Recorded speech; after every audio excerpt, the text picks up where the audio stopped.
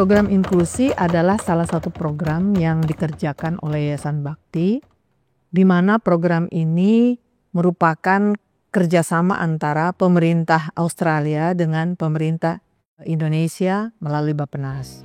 Program ini adalah program yang mengintegrasikan isu GETSI di dalam program-program perencanaan pembangunan secara khusus di tingkat kabupaten kota.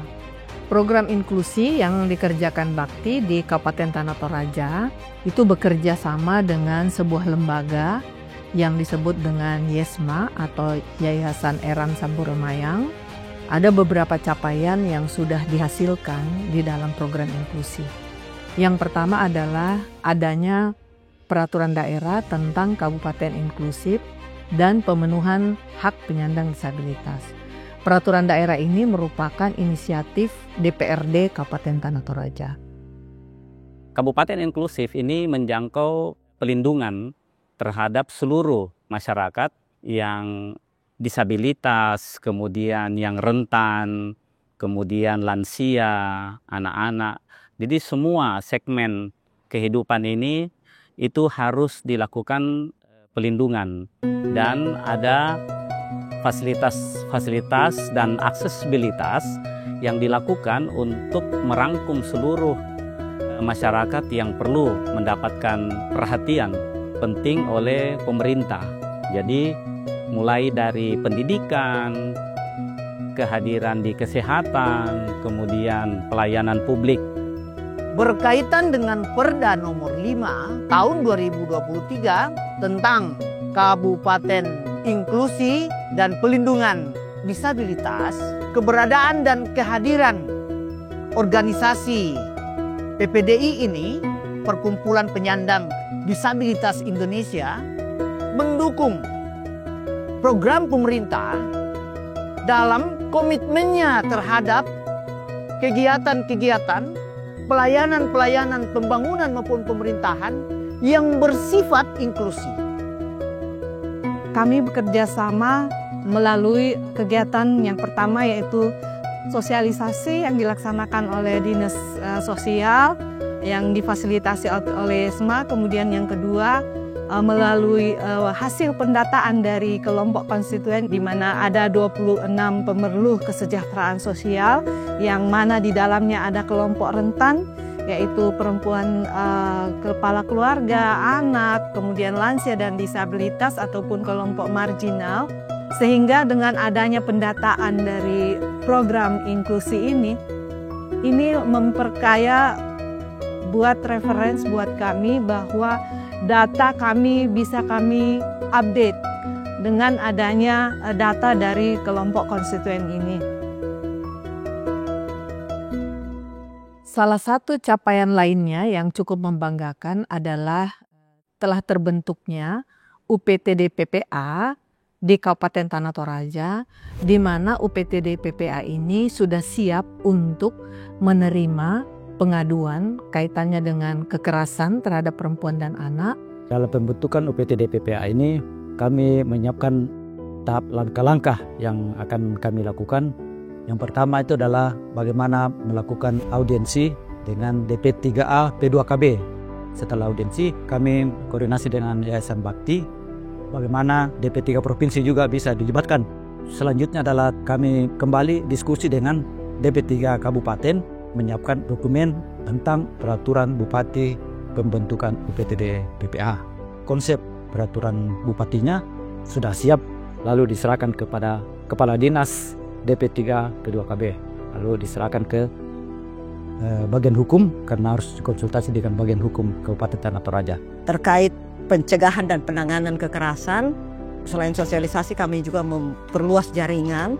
Dari LSM selama ini kami sudah melakukan MOU di dalam menangani kekerasan, itu sangat membantu kami untuk bersama-sama menangani kekerasan terhadap perempuan dan anak.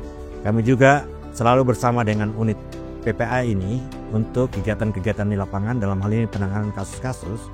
Salah satu contoh adalah jika ada kasus-kasus di lapangan, unit ini akan turun langsung ke lapangan. Ada juga pelayanan yang dilakukan di kantor, sehingga kalau ada korban datang, unit pelaksana ini akan melayani secara langsung. Yang pertama kami lakukan itu mencatat identitas korban. Setelah dicatat ini identitasnya, kemudian apa keluhannya sampai dia datang mengadu. Apa kasus-kasus yang dia alami ini. Setelah kita mencatat kasus ini, kemudian kami kelompok konstituen ini, pengurus, pendamping pun kami diskusi bersama bagaimana ini korban, bagaimana ini si pengadu ini. Apakah kita akan lakukan mediasi atau kita akan rujuk? Kalau itu pun berat, ya tetap kami akan rujuk ke UPTD. Setelah datang melapor, diadakan registrasi kasus. Setelah itu masuk ke ruang manajer. Dalam hal ini saya sebagai kepala UPTD PPA. Setelah itu saya lanjutkan untuk di asesmen. Setelah di asesmen baru ditindaklanjuti ke saya lagi. Baru saya memeriksa. Setelah itu saya memberikan lagi ke pendamping untuk ditangani selanjutnya. Dengan adanya UPTD PPA sekarang ini ada kasus, kami sudah menangani kasus. Kemudian yang paling banyak trennya sekarang memang kasus kekerasan seksual terhadap anak. Jadi itu yang tertinggi sekarang. Kurang lebih 14 kasus sekarang ini kami sudah tangani. Kami sangat termudahkan dengan masalah penanganan kasus seperti kasus kekerasan terhadap perempuan dan anak.